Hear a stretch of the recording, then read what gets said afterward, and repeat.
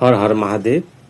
4 जून 2026 गुरुवार ज्येष्ठ मलमास कृष्ण चतुर्दशी रात्रि 11:51 समय पर्यंत रहिबो। नक्षत्र उत्तराषाढ़ा रात्रि 4:43 समय पर्यंत रहिबो। सूर्योदय 5:10 सूर्यास्त 6:18 चंद्रोदय 10:33 चंद्रास्त 9:35।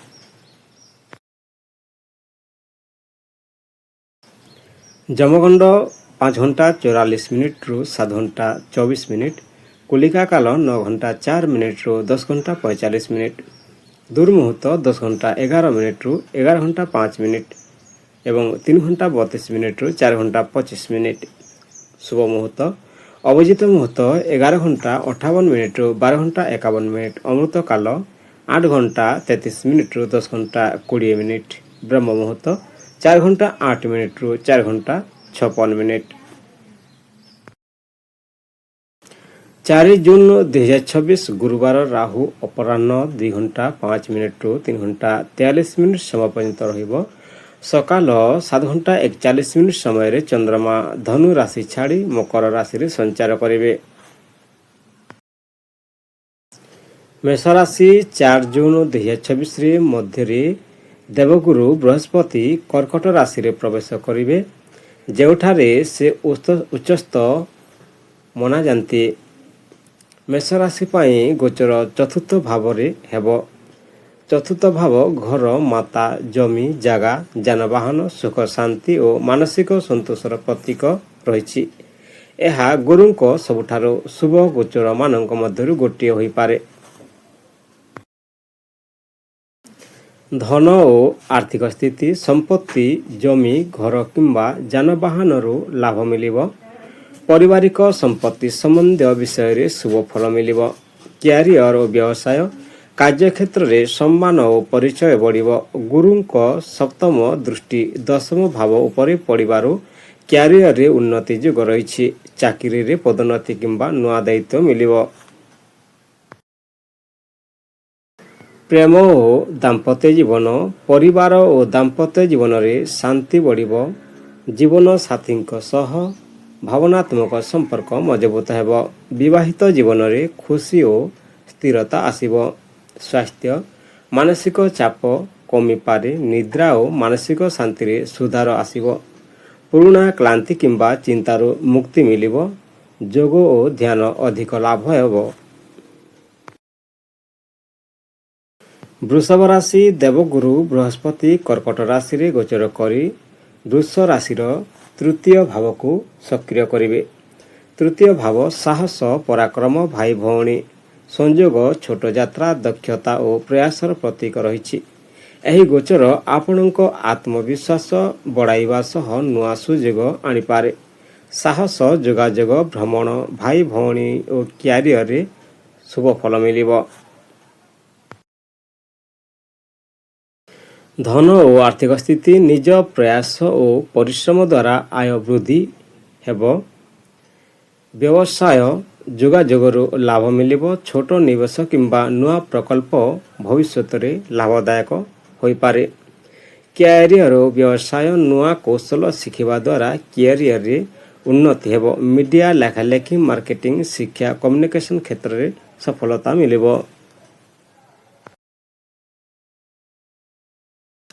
प्रेम और दाम्पत्य जीवन संपर्क रे खोलामेला कथबार्ता बढ़िबो। प्रेम संपर्क रे विश्वास मजबूत हेबो।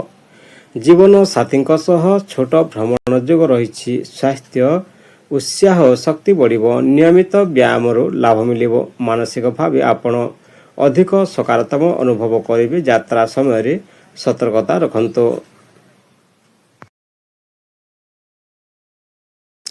मिथुन राशि देवगुरु बृहस्पति कर्कट राशि रे गोचर करी मिथुन राशि द्वितीय भाव को सक्रिय करेंगे। द्वितीय भाव धन संचय परिवार वाणी खाद्याभ्यास और मूल्यबोधर प्रतीक रही। गुरुंको एही गोचर साधारणतः धन परिवार और सम्मान वृद्धि पाई शुभ मना जाए। धन संचय परिवार सम्मान और वाणी क्षेत्र में विशेष शुभ फल दे पारे। ଧନ ଓ ଆର୍ଥିକ ସ୍ଥିତି ଆୟ ଓ ସଞ୍ଚୟ ବଢ଼ିବ ଶକ୍ତିଶାଳୀ ଯୋଗ ରହିଛି। ଦୀର୍ଘ ଦିନ ଧରି ଅଟକିଥିବା ଧନ ମିଳିବ। ପାରିବାରିକ ବ୍ୟବସାୟ କିମ୍ବା ପରିବାର ମାଧ୍ୟମରେ ଆର୍ଥିକ ଲାଭ ହେବ। କ୍ୟାରିୟର ବ୍ୟବସାୟ ଚାକିରିରେ ବେତନ ବୃଦ୍ଧି କିମ୍ବା ପଦୋନ୍ନତିର ସୁଯୋଗ ରହିଛି। ବ୍ୟବସାୟରେ ଲାଭ ଓ ଗ୍ରାହକ ବୃଦ୍ଧି ହୋଇପାରେ। ବାଣୀ ଓ ଯୋଗାଯୋଗ କୌଶଳ ଆପଣଙ୍କୁ ସଫଳ କରିବ।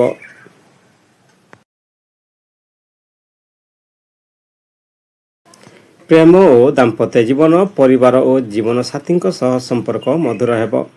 ବିବାହ ଯୋଗ୍ୟ ଲୋକଙ୍କ ପାଇଁ ଶୁଭ ପ୍ରସ୍ତାବ ଆସିବ। ପ୍ରେମ ସମ୍ପର୍କରେ ସ୍ଥିରତା ବିଶ୍ୱାସ ବଢ଼ିବ। ସ୍ୱାସ୍ଥ୍ୟ ସାଧାରଣତଃ ସ୍ୱାସ୍ଥ୍ୟ ଭଲ ରହିବ। ଖାଦ୍ୟାଭ୍ୟାସ ଉପରେ ନିୟନ୍ତ୍ରଣ ରଖନ୍ତୁ, ନହେଲେ ଓଜନ ବଢ଼ିପାରେ। ମାନସିକ ଶାନ୍ତି ଓ ଆତ୍ମବିଶ୍ୱାସ ବଢ଼ିବ। କର୍କଟ ରାଶି ଦେବଗୁରୁ ବୃହସ୍ପତି କର୍କଟ ରାଶିରେ ଗୋଚର କରି କର୍କଟ ରାଶିର ପ୍ରଥମ ଭାବ ଅର୍ଥାତ୍ ଲଗ୍ନ ଭାବକୁ ବିରାଜମାନ ହେବେ। କର୍କଟରେ ଗୁରୁ ଉଚ୍ଚସ୍ଥ ହୋଇଥାନ୍ତି, ତେଣୁ ଏହି ଗୋଚର କର୍କଟ ରାଶି ପାଇଁ ଅତ୍ୟନ୍ତ ଶୁଭ ଓ ପ୍ରଭାବଶାଳୀ ମନାଯାଏ। ଏହା ବ୍ୟକ୍ତିତ୍ୱ, ଭାଗ୍ୟ, ସ୍ୱାସ୍ଥ୍ୟ, ସମ୍ମାନ ଓ ଜୀବନର ସାମଗ୍ରିକ ଉନ୍ନତିକୁ ପ୍ରଭାବିତ କରିବ।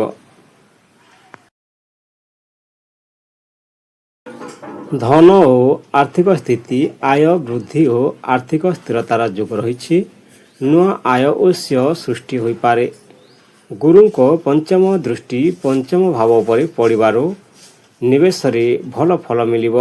କ୍ୟାରିୟର ଓ ବ୍ୟବସାୟ କ୍ୟାରିୟରରେ ଉନ୍ନତି ପଦୋନ୍ନତିର ସମ୍ଭାବନା ରହିଛି। ନୂଆ ଚାକିରି କିମ୍ବା ଭଲ ସୁଯୋଗ ମିଳିବ। ବ୍ୟବସାୟୀମାନଙ୍କ ପାଇଁ ବିସ୍ତାର ଓ ଲାଭର ଯୋଗ ରହିଛି।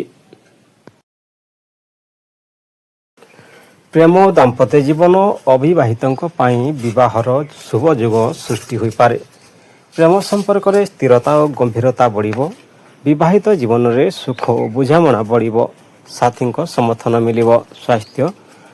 ସ୍ୱାସ୍ଥ୍ୟରେ ଉଲ୍ଲେଖନୀୟ ସୁଧାର ଆସିବ। ଆତ୍ମବିଶ୍ୱାସ ମାନସିକ ଶକ୍ତି ବଢ଼ିବ। ପୁରୁଣା ରୋଗରୁ ଆରାମ ମିଳିବ। ସିଂହ ରାଶି ଦେବଗୁରୁ ବୃହସ୍ପତି କର୍କଟ ରାଶିରେ ଗୋଚର କରି ସିଂହ ରାଶିର ଦ୍ୱାଦଶ ଭାବକୁ ସକ୍ରିୟ କରିବେ। ଦ୍ୱାଦଶ ଭାବ ବିଦେଶ ବ୍ୟୟ, ଆଧ୍ୟାତ୍ମିକତା, ଦାନ, ଧର୍ମ, ନିଦ୍ରା ଓ ମୋକ୍ଷର ପ୍ରତୀକ ରହିଛି।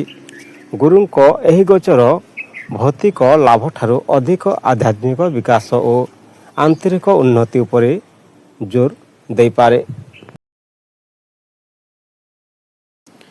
ଧନ ଓ ଆର୍ଥିକ ସ୍ଥିତି ଖର୍ଚ୍ଚ ବଢ଼ିବ, ବିଶେଷ କରି ଘର, ଶିକ୍ଷା, ଧାର୍ମିକ କାର୍ଯ୍ୟ କିମ୍ବା ବିଦେଶ ସମ୍ବନ୍ଧୀୟ କ୍ଷେତ୍ରରେ। ବିଦେଶୀ ସମ୍ପର୍କ କିମ୍ବା ବିଦେଶରୁ ଲାଭର ସୁଯୋଗ ମିଳିବ। ଅନାବଶ୍ୟକ ଖର୍ଚ୍ଚ ଉପରେ ନିୟନ୍ତ୍ରଣ ରଖନ୍ତୁ। କ୍ୟାରିୟର ବ୍ୟବସାୟ ବିଦେଶୀ କମ୍ପାନୀ, ମଲ୍ଟିନେସନାଲ ସଂସ୍ଥା କିମ୍ବା ଅନ୍ତର୍ଜାତୀୟ କାମ ସହ ଜଡ଼ିତ ଲୋକଙ୍କ ପାଇଁ ଭଲ ସମୟ ରହିଛି। ପ୍ରେମ ଓ ଦାମ୍ପତ୍ୟ ଜୀବନ ସମ୍ପର୍କରେ ଧୈର୍ଯ୍ୟ ଓ ବୁଝାମଣା ଆବଶ୍ୟକ। ଦୂରସ୍ଥ ସମ୍ପର୍କ ଥିଲେ ସମ୍ପର୍କ ମଜବୁତ ହୋଇପାରେ। ଜୀବନ ସାଥୀଙ୍କ ସହ ଧାର୍ମିକ ଯାତ୍ରା କିମ୍ବା ଭ୍ରମଣ ଯୋଗ ରହିଛି। ଭାବନାକୁ ସ୍ପଷ୍ଟ ଭାବେ ପ୍ରକାଶ କରନ୍ତୁ। ସ୍ୱାସ୍ଥ୍ୟ, ନିଦ୍ରା ଓ ମାନସିକ ଶାନ୍ତି ଉପରେ ଧ୍ୟାନ ଦିଅନ୍ତୁ। ଅତ୍ୟଧିକ ଚିନ୍ତା କିମ୍ବା କ୍ଳାନ୍ତିରୁ ବଞ୍ଚନ୍ତୁ। ଯୋଗ, ଧ୍ୟାନ ଓ ପ୍ରାର୍ଥନା ଉପରେ ଉପକାରୀ ହେବ। କନ୍ୟା ରାଶି ଦେବଗୁରୁ ବୃହସ୍ପତି କର୍କଟ ରାଶିରେ ଗୋଚର କରି କନ୍ୟା ରାଶିର ଏକାଦଶ ଭାବକୁ ସକ୍ରିୟ କରିବେ। ଏକାଦଶ ଭାବ ଲାଭ, ଆୟ, ଇଚ୍ଛା ପୂରଣ, ମିତ୍ର, ନେଟୱାର୍କ ଓ ବଡ଼ ସଫଳତାର ପ୍ରତୀକ ରହିଛି। ଗୁରୁଙ୍କ ଏହି ଗୋଚର କନ୍ୟା ରାଶି ପାଇଁ ସବୁଠାରୁ ଶୁଭ ଗୋଚରମାନଙ୍କ ମଧ୍ୟରୁ ଗୋଟିଏ ମନାଯାଏ। ଧନ ଓ ଆର୍ଥିକ ସ୍ଥିତି ଆୟ ବୃଦ୍ଧିର ଶକ୍ତିଶାଳୀ ଯୋଗ ରହିଛି। ଦୀର୍ଘ ଦିନର ଇଚ୍ଛା ଓ ଆର୍ଥିକ ଲକ୍ଷ୍ୟ ପୂରଣ ହୋଇପାରେ। ନୂଆ ଆୟ ଉତ୍ସ ସୃଷ୍ଟି ହୋଇପାରେ। ନିବେଶ ଓ ବ୍ୟବସାୟରୁ ଭଲ ଲାଭ ମିଳିବ। କ୍ୟାରିୟର ବ୍ୟବସାୟ ପଦୋନ୍ନତି, ବେତନ ବୃଦ୍ଧି କିମ୍ବା ବଡ଼ ଦାୟିତ୍ୱ ମିଳିପାରେ। ବ୍ୟବସାୟରେ ଗ୍ରାହକ ଲାଭ ବଢ଼ିବ। ଉଚ୍ଚ ପଦସ୍ଥ ବ୍ୟକ୍ତିଙ୍କ ସହଯୋଗ ମିଳିବ। ପ୍ରେମ ଓ ଦାମ୍ପତ୍ୟ ଜୀବନ ପ୍ରେମ ସମ୍ପର୍କରେ ସ୍ଥିରତା ଓ ଖୁସି ବଢ଼ିବ। ଅବିବାହିତଙ୍କ ପାଇଁ ବିବାହ ଯୋଗ ଶକ୍ତିଶାଳୀ ହୋଇପାରେ। ଜୀବନ ସାଥୀଙ୍କ ସହ ଭବିଷ୍ୟତ ଯୋଜନା ନେଇ ଆଲୋଚନା ହେବ। ସ୍ୱାସ୍ଥ୍ୟ ସାଧାରଣତଃ ଭଲ ରହିବ। ମାନସିକ ଚାପ କମିବ ଓ ଆତ୍ମବିଶ୍ୱାସ ବଢ଼ିବ। ପୁରୁଣା ସମସ୍ୟାରୁ ଧୀରେ ଧୀରେ ଆରାମ ମିଳିବ। ତୁଲା ରାଶି ଦେବଗୁରୁ ବୃହସ୍ପତି କର୍କଟ ରାଶିରେ ଗୋଚର କରି ତୁଲା ରାଶିର ଦଶମ ଭାବକୁ ସକ୍ରିୟ କରିବେ। ଦଶମ ଭାବ କର୍ମ, ଚାକିରି, ବ୍ୟବସାୟ, ପଦ ପ୍ରତିଷ୍ଠା ଓ ସାମାଜିକ ସମ୍ମାନର ପ୍ରତୀକ ରହିଛି। ଉଚ୍ଚସ୍ଥ ଗୁରୁଙ୍କ ଏହି ଗୋଚର ତୁଲା ରାଶି ପାଇଁ କ୍ୟାରିୟର ଓ ସାମାଜିକ ଜୀବନରେ ବିଶେଷ ଉନ୍ନତି ଆଣିବ। ପରିଶ୍ରମର ଫଳ ସ୍ପଷ୍ଟ ଭାବରେ ମିଳିବାର ସମ୍ଭାବନା ରହିଛି। ଧନ ଓ ଆର୍ଥିକ ସ୍ଥିତି, ଚାକିରି କିମ୍ବା ବ୍ୟବସାୟରୁ ଆୟ ବୃଦ୍ଧି ହେବ। ପଦୋନ୍ନତି କିମ୍ବା ବେତନ ବୃଦ୍ଧିର ସମ୍ଭାବନା ରହିଛି। ନୂଆ ବ୍ୟବସାୟିକ ସୁଯୋଗରୁ ଲାଭ ମିଳିବ। କ୍ୟାରିୟରରେ ବଡ଼ ସଫଳତା ଓ ସମ୍ମାନ ମିଳିବ। ଉଚ୍ଚ ଅଧିକାରୀ ଓ ପ୍ରଭାବଶାଳୀ ବ୍ୟକ୍ତିଙ୍କ ସହଯୋଗ ମିଳିବ। ବ୍ୟବସାୟରେ ବିସ୍ତାର ଓ ନୂଆ ପ୍ରକଳ୍ପ ସଫଳତା ମିଳିବ।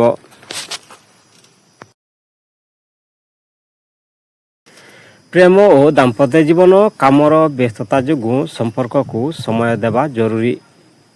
ଜୀବନ ସାଥୀଙ୍କ ସମର୍ଥନ କ୍ୟାରିୟରରେ ସାହାଯ୍ୟ କରିବ। ଅବିବାହିତଙ୍କ ପାଇଁ ସମ୍ମାନିତ ପରିବାରରୁ ବିବାହ ପ୍ରସ୍ତାବ ଆସିବ। ସ୍ୱାସ୍ଥ୍ୟ ସାଧାରଣତଃ ଭଲ ରହିବ। କାମର ଚାପ ବଢ଼ିପାରେ, ତେଣୁ ବିଶ୍ରାମ ଆବଶ୍ୟକ। ମାନସିକ ଆତ୍ମବିଶ୍ୱାସ ସକାରାତ୍ମକତା ବୃଦ୍ଧି ପାଇବ।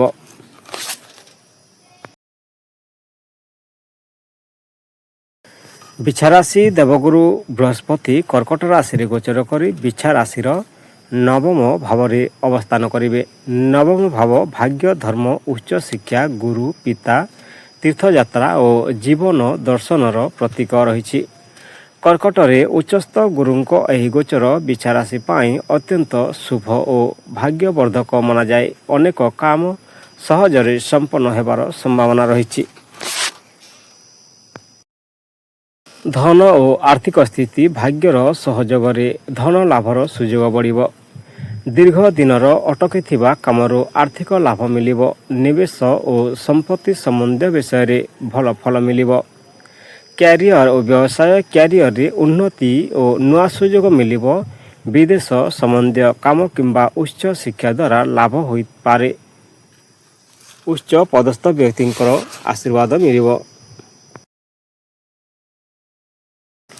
ପ୍ରେମ ଓ ଦାମ୍ପତ୍ୟ ଜୀବନ, ପ୍ରେମ ସମ୍ପର୍କରେ ବିଶ୍ୱାସ ବୁଝାମଣା ବଢ଼ିବ। ଅବିବାହିତଙ୍କ ପାଇଁ ବିବାହର ଶୁଭ ସୁଯୋଗ ଆସିବ।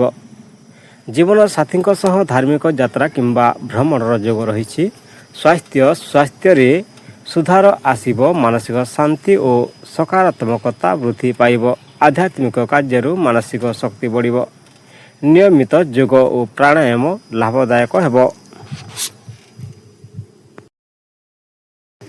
ଧନୁରାଶି ଦେବଗୁରୁ ବୃହସ୍ପତି କର୍କଟ ରାଶିରେ ଗୋଚର କରି ଧନୁରାଶିର ଅଷ୍ଟମ ଭାବରେ ଅବସ୍ଥାନ କରିବେ। ଅଷ୍ଟମ ଭାବ ଆୟ, ଗୁପ୍ତଧନ, ଗବେଷଣା, ପରିବର୍ତ୍ତନ, ବୀମା, ଉତ୍ତରାଧିକାର ଓ ରହସ୍ୟମୟ ବିଷୟରେ ପ୍ରତୀକ ରହିଛି। ଗୁରୁ ନିଜ ରାଶିର ସ୍ୱାମୀ ହୋଇ ଏହି ଭାବରେ ଥିବାରୁ ଚ୍ୟାଲେଞ୍ଜ ସହିତ ଅନେକ ଗୁପ୍ତ ସୁଯୋଗ ମଧ୍ୟ ଆଣିପାରନ୍ତି।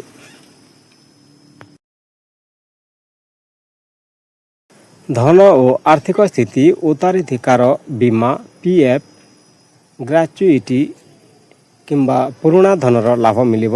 ହଠାତ୍ ଧନ ଲାଭର ସମ୍ଭାବନା ରହିଛି। ବଡ଼ ନିବେଶ ପୂର୍ବରୁ ଭଲ ଭାବେ ବିଚାର କରନ୍ତୁ। ଋଣ ନେବା କିମ୍ବା ଦେବାରେ ସତର୍କ ରୁହନ୍ତୁ। କ୍ୟାରିୟର ଓ ବ୍ୟବସାୟ କାର୍ଯ୍ୟକ୍ଷେତ୍ରରେ ଅପ୍ରତ୍ୟାଶିତ ପରିବର୍ତ୍ତନ ଆସିବ।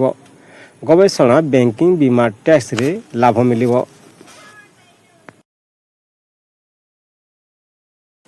ପ୍ରେମ ଓ ଦାମ୍ପତ୍ୟ ଜୀବନ ସମ୍ପର୍କରେ ଗଭୀରତା ଓ ଭାବନାତ୍ମକ ଯୋଗାଯୋଗ ବଢ଼ିବ। ଜୀବନ ସାଥୀଙ୍କ ଆର୍ଥିକ ସ୍ଥିତିରେ ସୁଧାର ଆସିବ। ଭୁଲ ବୁଝାବୁଝିକୁ ଧୈର୍ଯ୍ୟର ସହ ସମାଧାନ କରନ୍ତୁ। ଗୋପନୀୟ ବିଷୟ ନେଇ ସତର୍କ ରୁହନ୍ତୁ। ସ୍ୱାସ୍ଥ୍ୟ, ପୁରୁଣା ରୋଗରେ ସୁଧାର ଆସିପାରେ। ନିୟମିତ ସ୍ୱାସ୍ଥ୍ୟ ପରୀକ୍ଷା କରାନ୍ତୁ। ମାନସିକ ଚାପ କମାଇବା ପାଇଁ ଧ୍ୟାନ ଯୋଗ କରନ୍ତୁ। ମକର ରାଶି ଦେବଗୁରୁ ବୃହସ୍ପତି କର୍କଟ ରାଶିରେ ଗୋଚର କରି ମକର ରାଶିର ସପ୍ତମ ଭାବରେ ଅବସ୍ଥାନ କରିବେ। ସପ୍ତମ ଭାବ ବିବାହ, ଜୀବନସାଥୀ, ସହଭାଗିତା, ବ୍ୟବସାୟିକ ଚୁକ୍ତି ଓ ଜନସମ୍ପର୍କର ପ୍ରତୀକ ରହିଛି। କର୍କଟରେ ଉଚ୍ଚସ୍ଥ ଗୁରୁଙ୍କ ଏହି ଗୋଚର ମକର ରାଶି ପାଇଁ ସମ୍ପର୍କ ଓ ସହଯୋଗ କ୍ଷେତ୍ରରେ ବହୁତ ଶୁଭ ଫଳ ଦେଇପାରେ।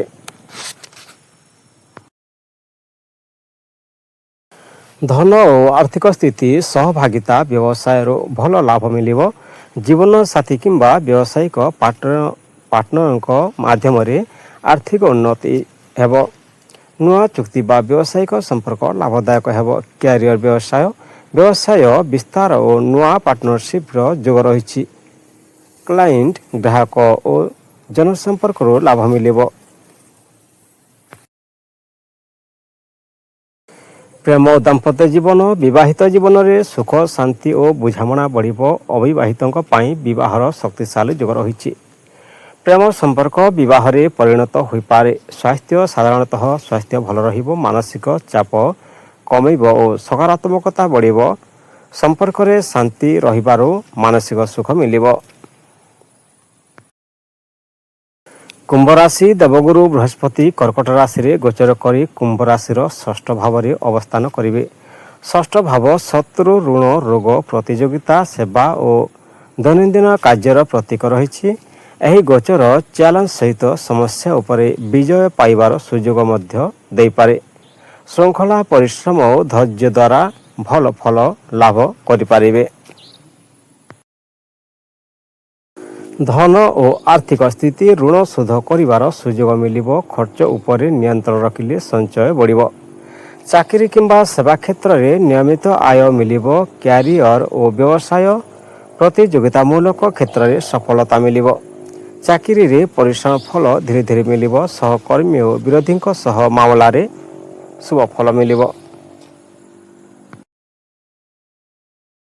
ପ୍ରେମ ଓ ଦାମ୍ପତ୍ୟ ଜୀବନ ସମ୍ପର୍କରେ ଧୈର୍ଯ୍ୟ ଓ ବୁଝାମଣା ଆବଶ୍ୟକ। ଛୋଟ ଛୋଟ ବିଷୟରେ ସତର୍କରୁ ଦୂରେ ରୁହନ୍ତୁ। ଜୀବନସାଥୀଙ୍କ ସ୍ୱାସ୍ଥ୍ୟ ଉପରେ ଧ୍ୟାନ ଦିଅନ୍ତୁ। ସ୍ୱାସ୍ଥ୍ୟ ସମ୍ବନ୍ଧୀୟ ପୁରୁଣା ସମସ୍ୟାରେ ସୁଧାର ଆସିବ। ନିୟମିତ ଖାଦ୍ୟ, ବ୍ୟାୟାମ ଓ ଜୀବନଶୈଳୀ ରଖିବା ଆବଶ୍ୟକ। ଓଜନ, ପାଚନତନ୍ତ୍ର ଓ ଲିଭର ସମ୍ବନ୍ଧୀୟ ବିଷୟରେ ସତର୍କ ରୁହନ୍ତୁ। ମୀନ ରାଶି, ଦେବଗୁରୁ ବୃହସ୍ପତି କର୍କଟ ରାଶିରେ ଗୋଚର କରି ମୀନ ରାଶିର ପଞ୍ଚମ ଭାବରେ ଅବସ୍ଥାନ କରିବେ। ପଞ୍ଚମ ଭାବ ଶିକ୍ଷା, ସନ୍ତାନ, ପ୍ରେମ, ବୁଦ୍ଧି, ସୃଜନଶୀଳତା, ପୂର୍ବ ପୁଣ୍ୟ ଓ ନିବେଶର ପ୍ରତୀକ ରହିଛି। ଉଚ୍ଚସ୍ଥ କର୍କଟ ରାଶିରେ ନିଜ ରାଶି ସ୍ୱାମୀ ଗୁରୁଙ୍କ ଏହି ଗୋଚର ମୀନ ରାଶି ପାଇଁ ବର୍ଷର ସବୁଠାରୁ ଶୁଭ ଗୋଚରମାନଙ୍କ ମଧ୍ୟରୁ ଗୋଟିଏ ହୋଇପାରେ।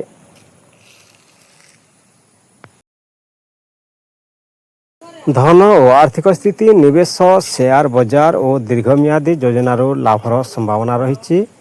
ଆୟ ବୃଦ୍ଧି ଓ ଆର୍ଥିକ ସ୍ଥିରତା ବଢ଼ାଇପାରେ। ପୂର୍ବରୁ କରାଯାଉଥିବା ପରିଶ୍ରମର ଫଳ ମିଳିପାରେ। କ୍ୟାରିୟର, କ୍ୟାରିୟରରେ ନୂଆ ସୁଯୋଗ ଓ ସଫଳତା ମିଳିବ। ସୃଜନଶୀଳ, ଶିକ୍ଷା, ପରାମର୍ଶ, ଲେଖନ, କଳା ଓ ମିଡ଼ିଆ କ୍ଷେତ୍ରରେ ବିଶେଷ ଲାଭ ହୋଇପାରେ। ପ୍ରେମ ଓ ଦାମ୍ପତ୍ୟ ଜୀବନ, ପ୍ରେମ ସମ୍ପର୍କରେ ମଧୁରତା ଓ ରୋମାନ୍ସ ବଢ଼ିବ। ଅବିବାହିତଙ୍କ ପାଇଁ ପ୍ରେମ କିମ୍ବା ବିବାହର ଶୁଭ ସୁଯୋଗ ଆସିପାରେ। ଦାମ୍ପତ୍ୟ ଜୀବନରେ ସୁଖ ଓ ପରସ୍ପର ବୁଝାମଣା ବଢ଼ିବ। ସ୍ୱାସ୍ଥ୍ୟ ସାଧାରଣତଃ ଭଲ ରହିବ। ମାନସିକ ଶାନ୍ତି ଓ ଆତ୍ମବିଶ୍ୱାସ ବଢ଼ିବ। ଯୋଗ, ଧ୍ୟାନ ଓ ଧାର୍ମିକ କାର୍ଯ୍ୟରୁ ଲାଭ ମିଳିବ। ଭିଡ଼ିଓକୁ ଶେଷ ପର୍ଯ୍ୟନ୍ତ ଦେଖିଥିବାରୁ ଧନ୍ୟବାଦ। ହର ହର ମହାଦେବ, ବନ୍ଦେ ମାତରମ୍।